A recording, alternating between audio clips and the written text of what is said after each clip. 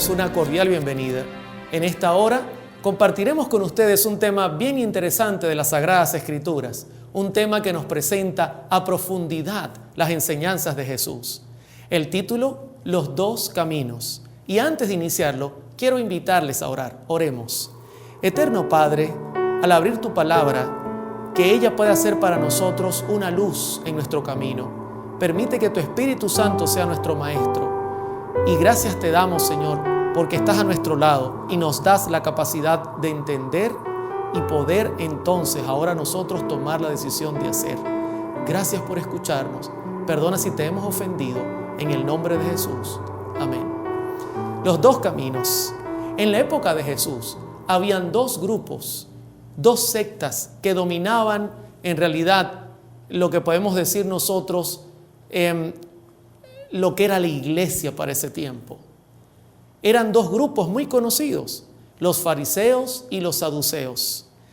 Especialmente quiero compartir en esta introducción cuál era la actitud de ellos frente al Evangelio. Y para esto voy a apelar especialmente al comentario bíblico adventista. Acompáñenme a leer. En el espectro religioso del judaísmo del Nuevo Testamento, los saduceos eran los liberales. Como se encontraban en el mundo, también estaban listos y dispuestos a ser del mundo. Ahora, en primer lugar, quiero que noten que el grupo de los saduceos representaba el extremo liberal. Ellos pensaban así: nosotros somos del mundo, vivimos en el mundo, y como somos del mundo y vivimos en el mundo, pues entonces en ese caso nosotros tenemos que disfrutar de las cosas del mundo. No nos debe preocupar otra cosa. Pero por otro lado estaban los fariseos, y noten lo que dice el comentario bíblico. Dice: los fariseos, por otra parte, aunque por necesidad estaban en el mundo, rechazaron ser parte de él. El fariseísmo separatismo enfatizaba la separación del mundo y su contaminación. Sí, es la otra cara de la moneda. Los fariseos decían: estamos en este mundo por necesidad, pero mientras más lejos de él, mejor. Usted dirá: oye, es un buen pensamiento. Sí, pero tiene que haber un equilibrio. No podemos nosotros pensar que aunque estamos en el mundo, no podemos tocar el mundo. ¿Y cómo le predicaremos a aquellos que lo necesitan? Ahora, continuando con lo que el comentario bíblico adventista tiene que decir de estos dos grupos, seguimos leyendo. Mientras que los fariseos vivían separados del mundo y esperaban salir de él, los saduceos no esperaban ningún otro mundo. Interesante. Los fariseos pues querían vivir separados. Usted recordará cuando estaba orando el publicano y el fariseo decía: yo te doy gracias que yo no soy como este. Pero por otro lado, los saduceos no esperaban ningún otro mundo, así que trataban de disfrutar todo lo que había en él. Ahora sigamos leyendo. Los ojos de los fariseos estaban fijos en la vida futura, pero los de los saduceos en esta vida, ya que no tenían esperanza de otra. Para los fariseos, los intereses religiosos eran supremos, pero los seculares eran la preocupación dominante por los saduceos. Usted recordará también, por ejemplo, cuando el sacerdote y el levita iban pasando y vieron al hombre herido. Y entonces el sacerdote: oye, si yo no tuviese el culto ahora a las 9, yo lo atendiera, pero estoy apurado porque las cosas religiosas son importantes para mí. Así era el pensar de los fariseos. Por otro lado, el saduceo no esperaba otra vida. Usted recordará también cuando el saduceo, por ejemplo, se acercó y le dijo a Jesús que había una mujer que se había casado con 7 hombres en el contexto de la historia, y que los 8 serían salvos. ¿Con quién de ellos viviría en el cielo? Simplemente querían tentar a Jesús porque ellos no creían en una resurrección. Así que tenemos dos bandos extremos en su manera de pensar. ¿Qué sigue diciendo la Escritura? ¿Qué sigue diciendo el comentario bíblico? Note esto. En tanto, los fariseos eran los fundamentalistas, conservadores y ortodoxos de su tiempo. Los saduceos eran los modernistas, progresistas y liberales. Por un lado tenemos los fariseos que cuando había un cambio no lo querían aceptar, que para ellos el culto tenía que ser como lo enseñaron los ancianos, que para ellos las enseñanzas de los ancianos era lo más importante. Ellos se anclaban en todas las enseñanzas que habían, y eso no estaba mal, pero iban al extremo. cualquier violación sería el fin del mundo. Por otro lado, tenemos los saduceos que pensaban todo el tiempo, su pensamiento era progresista, liberal. Oye, pero hay que cambiar la iglesia, necesitamos poner música que atraiga a la gente, necesitamos hacer algo que atraiga a la gente. Era un pensamiento todo el tiempo progresista, pero hacia el extremo, un extremo muy liberal. Sigue diciendo, los fariseos creían que una divina providencia ordenaba los asuntos de los hombres y enfatizaban la dependencia del hombre de Dios. Eso está muy bien. Pero noten lo que ahora añade: concebían a Dios como un padre estricto que vigilaba atentamente para ver la mínima infracción de su voluntad, siempre listo para castigar a cualquiera que se equivocara. Es increíble. El fariseo entendía la importancia de depender de Dios. Para él estaba claro, pero luego iba al extremo. Aquella persona que por alguna razón cometiera un error, Dios estaba allí pendiente para castigarlo con fuerza. Oye, era una actitud bien dura la de los fariseos. Recordamos, por ejemplo, en Juan 8, la situación de la mujer adúltera. Eran extremistas a la hora de aplicar las leyes, no tenían misericordia. Para los saduceos, Dios prestaba escasa atención a los hombres y tenían muy poco interés en los asuntos de ellos. Creían que el hombre era árbitro de su propio destino y no esperaban una vida después de la muerte. Ahora, el saduceo era lo contrario. El saduceo no creía que Dios se preocupaba por el hombre. Eso, por supuesto, alimentaba la liberalidad, porque ellos decían: Dios no está preocupado por lo que hacemos. Él no está pendiente de eso. Así que hagamos lo que queramos, comamos y bebamos, total, mañana moriremos. No hay que preocuparse. Seamos libres en todo lo que hagamos, pero una libertad que caía en realidad en libertinaje. Entonces tenemos dos grupos. Yo creo que ha sido claro: el lado fariseo extremo, conservador, todo el tiempo apuntando con el dedo: no hagan esto, no hagan lo otro, los ancianos dicen, van a caer en pecado, Dios les va a castigar. Era un extremo increíble. Por el otro lado estaban los saduceos: no importa, disfrutemos de las cosas del mundo. De hecho, los saduceos casi siempre estaban en el lado de los ricos. Anás y Caifás eran saduceos y eran un extremo liberal increíble. Cualquiera que se levantara y apuntara a su forma impía de vivir era un enemigo. Tenemos estos dos grupos, pero la pregunta clave es: ¿y cuál es el equilibrio? ¿Dónde podemos hallar nosotros el equilibrio? Pues preparémonos, porque el tema de hoy va a ser un tema muy interesante. Quiero para esto ir a Juan capítulo 17, versos 14 al 17. Yo les he dado tu palabra, y el mundo los aborreció, porque no son del mundo, como tampoco yo soy del mundo. No ruego que lo quites del mundo, sino que los guardes del mal. Quiero que noten el equilibrio de Jesús. En primer lugar, Cristo dice que les ha dado la palabra. Esto tiene mucha importancia, porque la palabra de Dios representa en realidad el fundamento para nosotros vivir. Y luego Cristo dice: como consecuencia, el mundo los ha aborrecido, porque no son del mundo, como yo tampoco lo soy. Es una reacción inmediata. Cuando tú eres de Cristo, lógicamente el mundo te va a aborrecer. No hay otra forma de vivir, lamentablemente.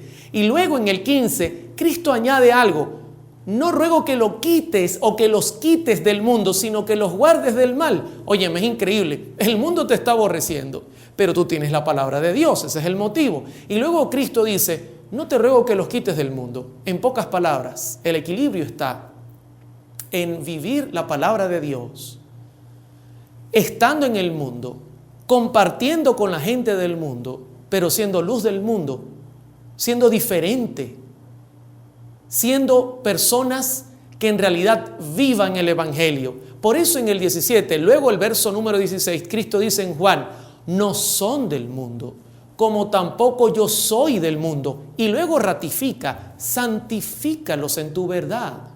Tu palabra es verdad. Es maravillosa la palabra de Dios.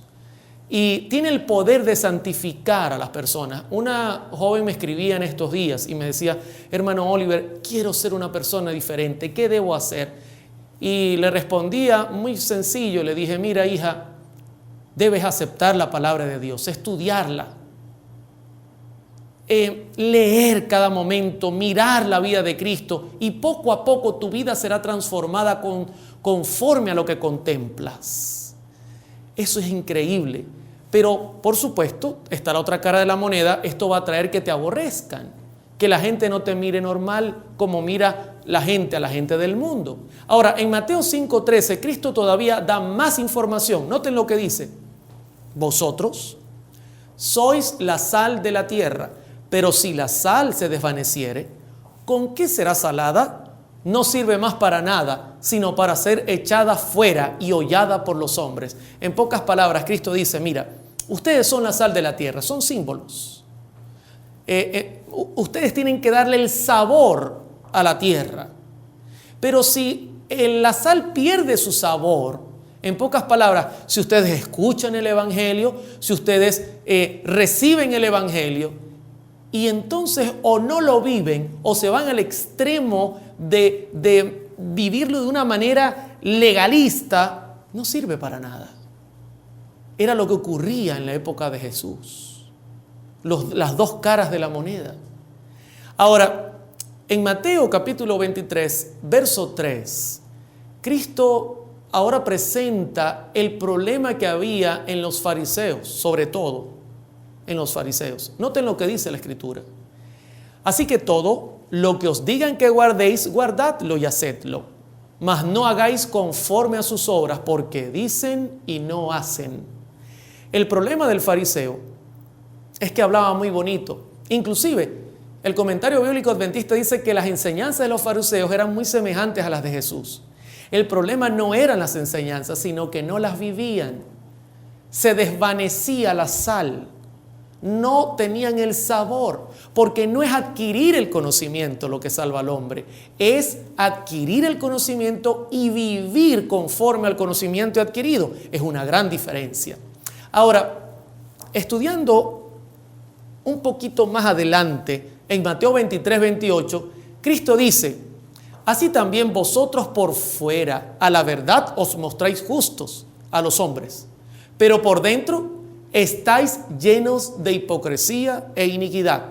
En pocas palabras, miren, ustedes por fuera son muy bonitos, parece que fueran gente santa, pura, sincera, de buen corazón, pero todo es por fuera, todo es apariencia. ¿Y cuántos cristianos vivimos hoy día de esta manera? Una gran cantidad. De hecho, la Escritura dice que muchos son los llamados y pocos los escogidos. Aquí hay un problema serio. Por eso el tema de los dos caminos es un tema interesante y profundo a la vez. Sencillo, pero Cristo va a ir al punto de nuestra salvación. Ahora, creo que hasta aquí vamos bien. Hemos entendido la introducción. Un grupo extremo liberal, un grupo extremo conservador. No había equilibrio. Algunos hablaban muy bonito, pero no hacían. Otros no les importaba lo que la gente pensaba de ellos. En este contexto, Cristo presenta su sermón en Mateo capítulo 7. Y quiero compartirlo contigo. Un sermón muy interesante. Un sermón que habla de dos puertas y dos caminos. Vayamos al verso 13. Dice: entrad por la puerta estrecha, porque ancha es la puerta y espacioso el camino que lleva a la perdición, y muchos son los que entran por ella. Porque estrecha es la puerta y angosto el camino que lleva a la vida, y pocos son los que la hallan. Inmediatamente, en Mateo capítulo 7, Cristo tiene como gente que está mirando y escuchando su sermón a fariseos, a saduceos y a gente común. Y Cristo lo primero que le dice es: mira, hay una puerta que es angosta y hay una puerta que es ancha. Al mismo tiempo hay un camino que es angosto y hay un camino que es ancho.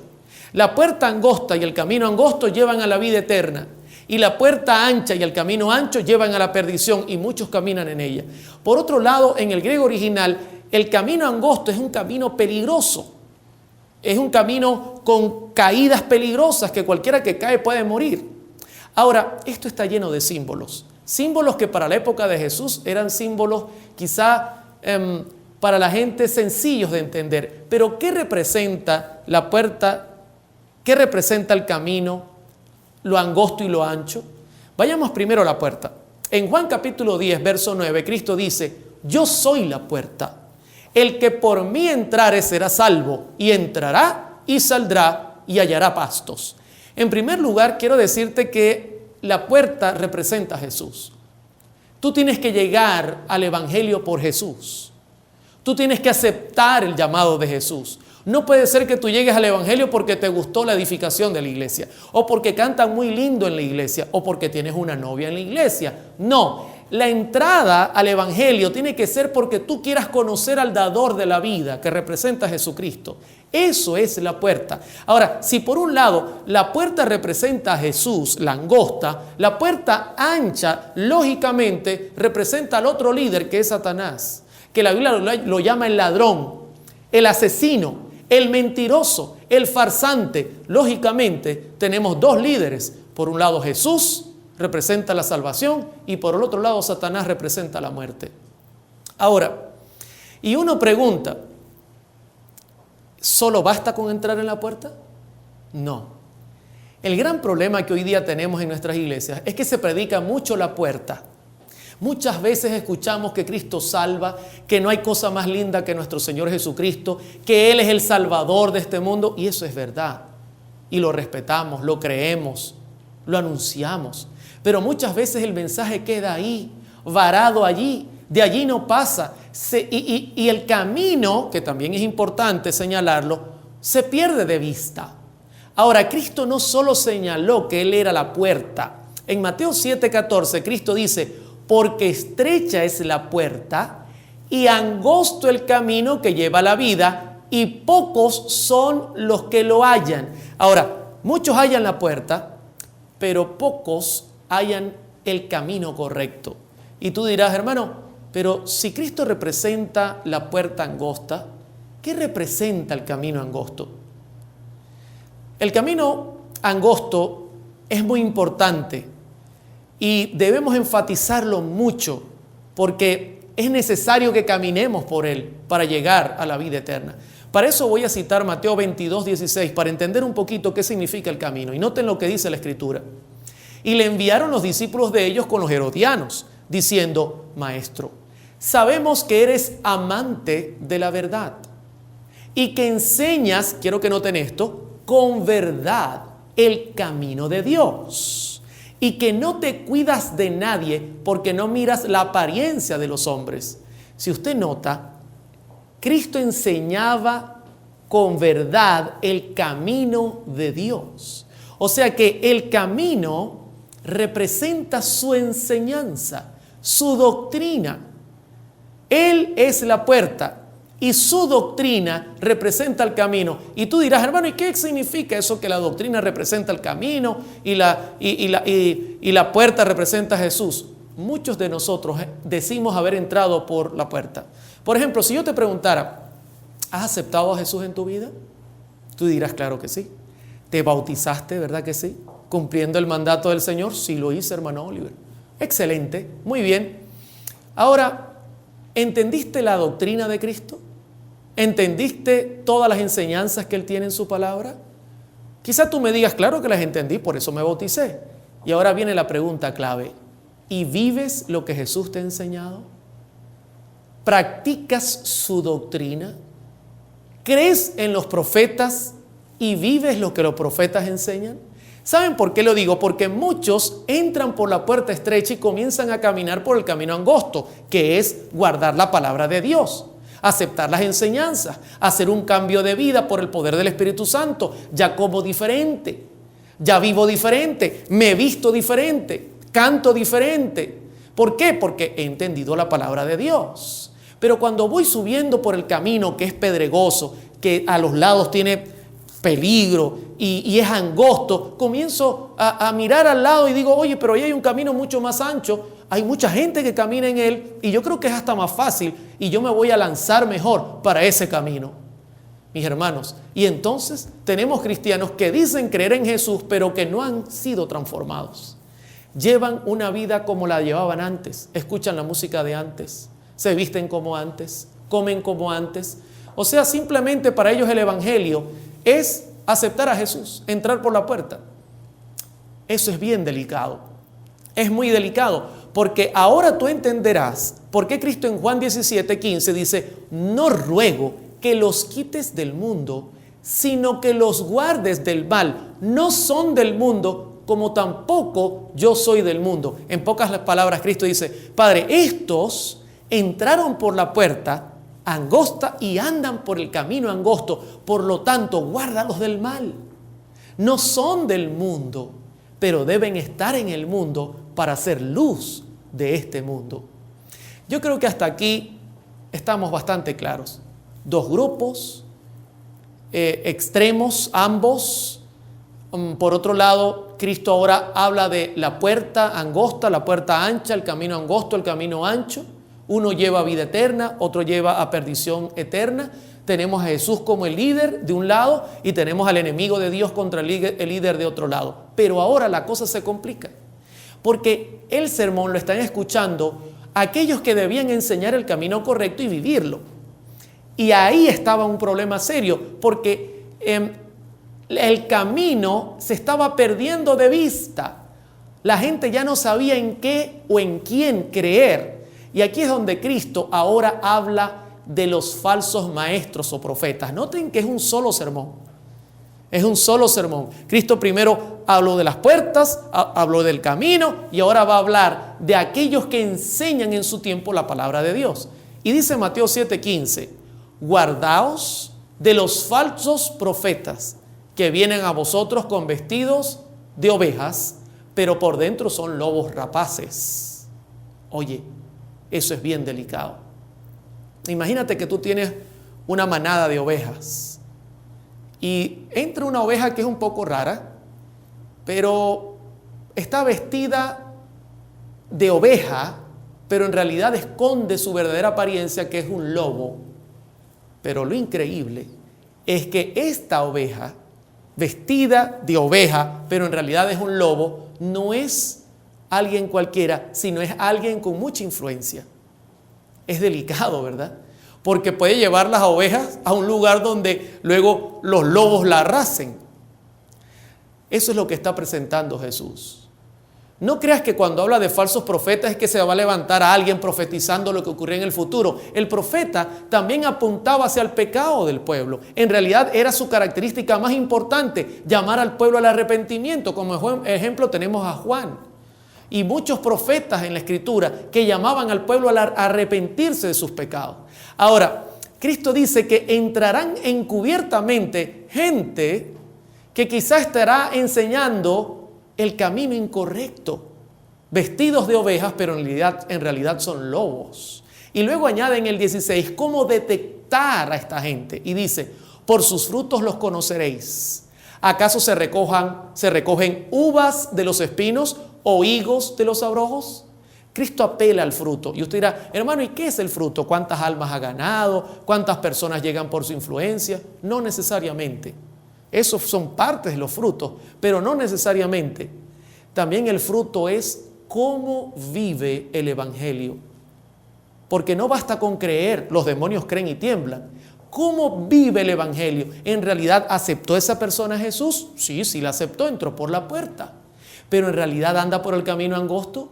Ha hecho un cambio en su alimentación, en su forma de vivir, en la música que escucha, en la forma en que se viste, en su forma de hablar, en su forma de tratar a su prójimo. No, o sigue siendo el mismo. Eso es lo que está apelando a Jesús. Nadie puede venir a decir que ha hecho un cambio y seguir siendo el mismo. Y luego sigue diciendo Mateo 7: así todo buen árbol da buenos frutos, pero el árbol malo da malos frutos. No puede el buen árbol dar malos frutos, ni el árbol malo dar frutos buenos. Es sencilla la lógica que aplica Cristo. No puedes esperar: no, pero hermano Oliver, él aparenta ser una buena persona. Cuidado, mis hermanos, porque cuando alguien cree en la palabra de Dios, también debe vivir la palabra de Dios. Eso es algo clave y básico. Ahora, el comentario bíblico adventista en Mateo capítulo 7, hablando sobre esto, dice con claridad qué representan los falsos profetas. Leamos. Falsos profetas son los que pretenden que los hombres pueden entrar por la puerta ancha y el camino espacioso y podrán llegar de todos modos al destino de la puerta angosta y el camino estrecho. Estos son los ladrones, cuyo único propósito es robar, matar y destruir. Noten las mismas características del líder de este proceso, que es el diablo. Estos dicen, mira, tú puedes escuchar la música del mundo, tú puedes vestirte como la gente del mundo, tú puedes andar y hacer e imitar, pero no te preocupes, igual tú vas a llegar a la vida eterna. Oye, eso es bien duro, porque parece ser un mensaje familiar de antemano. Hoy día cualquiera que predique el evangelio y que llama al arrepentimiento, hoy día lo miran un poco extraño. O cualquier persona que quizá vive una vida consagrada, una vida diferente, también lo miran un poco extraño. Esto es algo interesante, mis hermanos. Ahora, en Mateo 7, 19 al 20, Cristo presenta cuál es el final de este tipo de maestros. Dice, todo árbol que no da buen fruto es cortado y echado en el fuego. Así que por sus frutos los conoceréis. Esto quiere decir, y tiene que ver con todos nosotros, cualquiera que diga conocer a Jesús, que diga que entró por la puerta angosta, pero que en realidad no está viviendo el evangelio como debe ser con el poder del Espíritu Santo, miente. Y entonces es peligroso tener a alguien que aparenta ser una oveja, pero en realidad es un lobo, porque inclusive puede extraviar a las demás ovejas, y eso nos puede incluir a todos nosotros. Ahora usted dirá, hermano, pero no hay que preocuparse, Dios se encargará de ellos. Sí, ahí dice que Dios se encargará de ellos. El problema es que en el contexto de Jesús explica cuándo recibirán su recompensa. Ahora, hasta aquí, ¿cómo vamos? ¿Estamos claros en lo que estamos presentando? ¿Vemos con claridad la enseñanza de Jesús? Yo creo que vamos muy bien al repasar las dos puertas, los dos caminos, las dos clases de líderes o miembros que tenía la iglesia en el tiempo de Jesús. Luego hemos visto que habían también dos clases de profetas, unos que enseñaban lo correcto y otros que enseñaban al pueblo a andar en el camino ancho y que igual llegarían al cielo. Pero ahora Cristo va a hablar del resultado, porque todo trae como consecuencia un resultado. Y para eso voy a apelar a Mateo capítulo 7, verso 21, que es la continuación de su sermón. Y dice así la palabra de Dios: no todo el que me dice Señor, Señor, entrará en el reino de los cielos, sino el que hace la voluntad de mi Padre que está en los cielos. En pocas palabras, no todo el que dice que entró por la puerta angosta va a llegar al reino de los cielos. No crean en eso. No, porque es que él habla de Dios y habla de Jesús. No todo el que haya entrado por la puerta angosta y diga que haya entrado por la puerta angosta y diga creer en Jesús va a recibir y va a poder salvarse y entrar al reino de los cielos. Y luego Cristo añade una condición: sino el que hace la voluntad de mi Padre. No solo basta con entrar, también hay que caminar, y el que camina en el camino estrecho hace la voluntad de Dios. Cristo está siendo claro, mis hermanos, y luego añade algo que es realmente escalofriante. Versículo 22: muchos me dirán en aquel día. Paremos un momento. ¿De qué día está hablando Jesús? No es el día de su venida, porque en el contexto vamos a notar que Cristo está hablando de un juicio, y los impíos irán a juicio final, según Apocalipsis 20, luego de los 1000 años, cuando se abran los libros y estén delante de Dios y del trono, grandes y pequeños.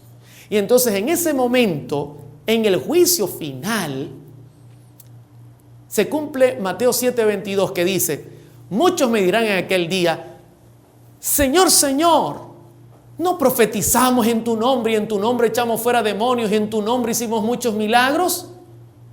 Imagínense la escena. Cristo está juzgando. Le va a pagar a cada quien con su merecido porque no aceptaron su palabra. Y entonces aparece uno y dice: Señor, pero tú no te acuerdas de mí. Yo soy Oliver. En tu nombre yo hice milagros. Yo oré por enfermos y fueron sanados. Otros dirán, en tu nombre eché fuera demonios. Otro dirá, Señor, en tu nombre profeticé. ¿No te acuerdas de mí? ¿Qué hago yo acá en el grupo de los impíos? Oye, es increíble la palabra de Dios. Increíble. Entraron por la puerta angosta, pero no caminaron por el camino angosto y reclaman ahora la salvación. Y Cristo responde de una manera tremenda. Mateo 7:23. Y entonces les declararé, nunca os conocí. Apartaos de mí, hacedores de maldad. Tengo culto a las 11 de la mañana. Resulta que el pastor me está esperando porque a las 11 tengo que tener el sermón. Y son las 11:30 y yo no aparezco por ningún lado.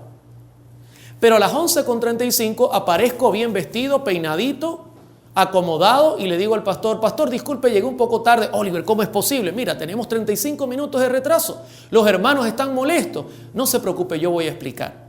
Y cuando subo al púlpito, le digo a los hermanos, yo sé que están un poco molestos, pero yo tengo un motivo muy importante por el cual yo llegué tarde. Y quiero contarles, resulta que veniendo se me pinchó un caucho, un neumático, y tuve que pararme a un lado, cambiarlo, y mientras lo cambiaba, una gandola o un camión muy grande de 18 ruedas no me vio y me pasó por encima. Sí, y con todo he llegado 35 minutos tarde. Usted se debe reír en este momento y debe decir, Oliver, tú eres un mentiroso. ¿Cómo es eso que un camión te pasó por encima y llegaste 35 minutos tarde? Ni Superman hace eso. Tiene razón, yo soy un mentiroso. Es imposible que alguien haga eso. Ahora escúcheme bien. Cuando Cristo dice, apartaos de mí, obradores de maldad, nunca os conocí, Cristo está diciendo justo lo mismo. ¿Cómo tú dices conocerme a mí?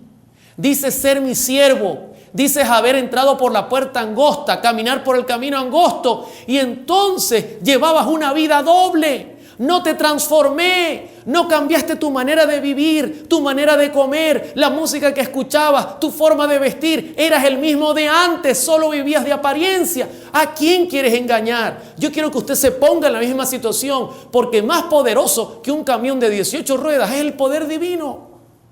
Ahora, en Mateo 7, versículo 23, hay una profundidad increíble en el lenguaje original del texto. Dice, y entonces les declararé, nunca os conocí. En griego utiliza la palabra, cuando habla de conocer, ginosko, que significa reconocer, autoridad.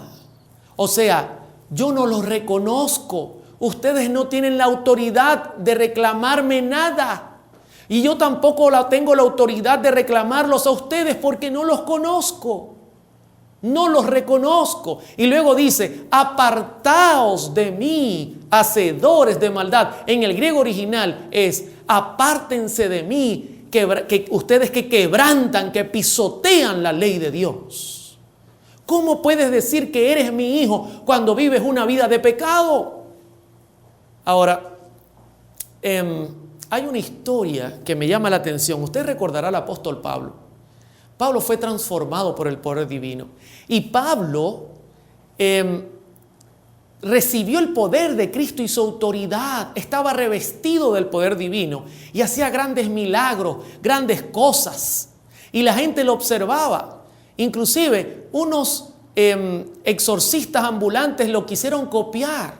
Y dice en Hechos 19:13, pero algunos de los judíos exorcistas ambulantes intentaron invocar el nombre del Señor Jesús sobre los que tenían espíritus malos, diciendo, os conjuro por Jesús, el que predica Pablo.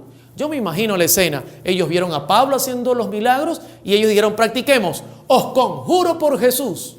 Está bien, vamos a hacer la prueba. Hallaron un endemoniado y fueron a él y le dijeron, en el nombre de Jesús, el que predica Pablo, abandona ese hombre. Ese es el problema. Nosotros creemos estar revestidos de un poder sin vivir lo que Dios nos pide. Y saben, en Hechos 19:15 viene la respuesta. Y yo voy a apelar al griego original para que usted la profundice conmigo. Pero respondiendo el espíritu malo dijo, a Jesús conozco. En griego utilizó la misma palabra que en Mateo 7 utilizó Cristo en el verso 21 y 22. A Jesús yo reconozco, yo sé quién es Jesús. Él tiene autoridad sobre nosotros. Fíjense lo claro que estaba el espíritu malo. Y el espíritu malo sabe quiénes somos nosotros también. Y fíjense lo que dice ahora. Y sé quién es Pablo. Aquí no utiliza la palabra ginosco, sino utiliza la palabra epistemai, que significa conocemos, de conocer a una persona. En pocas palabras, mira, reconocemos la autoridad de Jesús y sabemos que Pablo ha sido transformado por Jesús y está autorizado. Y luego finaliza el versículo, pero vosotros, ¿quiénes sois? Nosotros no vemos en ustedes ningún tipo de transformación. ¿Cómo nos van a llegar a nosotros con esa historia, con ese cuento? ¿Qué les pasa? ¿Están locos o qué? Increíble. Y dice la Escritura que saltando sobre ellos los desnudaron y los apalearon y fue notorio en la comunidad. Querido oyente, hermano que me escuchas, que me estás mirando, Dios conoce todo. Dios conoce toda tu vida. Tú no puedes reclamar algo que no posees. En el Salmo 139, David estaba claro. Y voy a compartir contigo, mira lo que dice David en el verso 1 en adelante. Oh Jehová, tú me has examinado y conocido. Tú has conocido mi sentar y mi levantar. Has entendido desde lejos mis pensamientos. Has escudriñado mi andar y mi reposo. Y todos mis caminos te son conocidos. Pues aún no está la palabra en mi lengua. He aquí, Jehová, tú lo sabes todo. Detrás y delante me rodeaste y sobre mí pusiste tu mano. Tal conocimiento es demasiado maravilloso para mí. Alto es. No lo puedo comprender. ¿A dónde me iré de tu espíritu y a dónde huiré de tu presencia? David estaba claro. No podemos vivir como los fariseos que por fuera aparentaban una cosa santa y por dentro estaban totalmente pervertidos. Tampoco podemos caer como los saduceos y decir, bueno, como estamos en el mundo, seamos del mundo, copiemos el mundo, hagamos las mismas cosas del mundo con el único fin de atraer a la gente del mundo. No, mis hermanos, porque en el día del juicio Dios nos va a pedir cuenta de todo lo que hemos hecho en nuestras vidas. Ahora, para terminar, Jesucristo ahora va a hacer el llamado. ¿Hasta aquí cómo vamos? ¿Has notado el sermón de Jesús?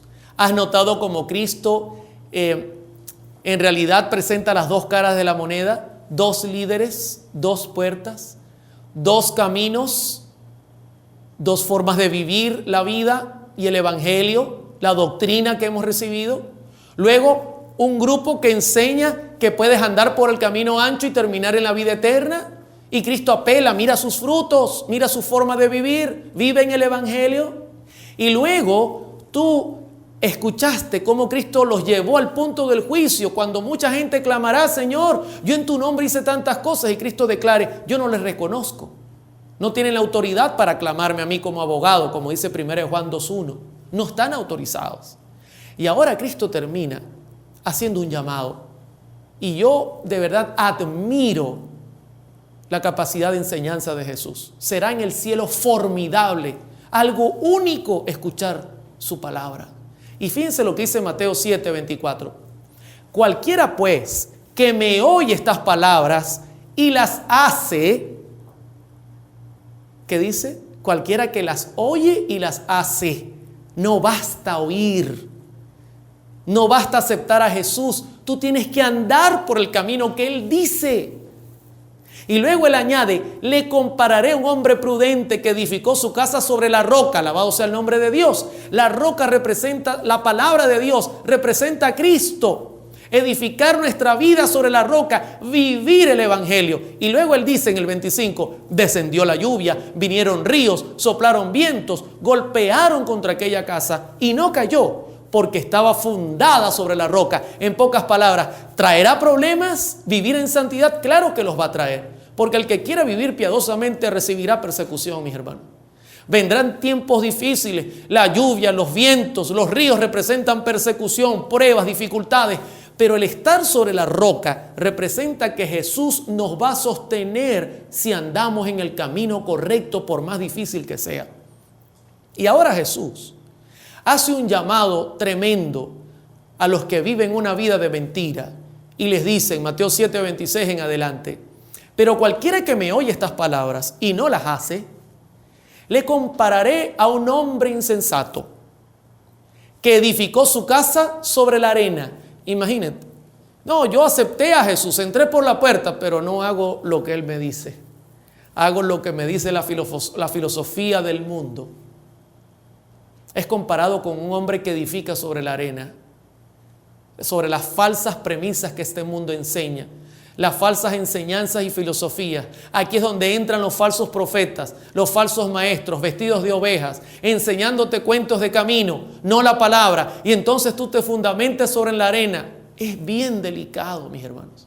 Y Cristo termina diciendo: y descendió lluvia, vinieron ríos, soplaron vientos y dieron con ímpetu contra aquella casa, y cayó, y fue grande su ruina. En pocas palabras, vinieron los problemas, vinieron las dificultades y no se soportó. La casa no soportó estar en pie porque no estaba amparada sobre la roca eterna que es Cristo. Es mi oración que Dios nos pueda acompañar y que podamos entrar por la puerta y podamos caminar por el camino estrecho con la confianza y la seguridad que Jesús estará siempre a nuestro lado. Que Dios te bendiga y que tú puedas lograr encontrar ese camino y esa paz que solo Dios te puede dar.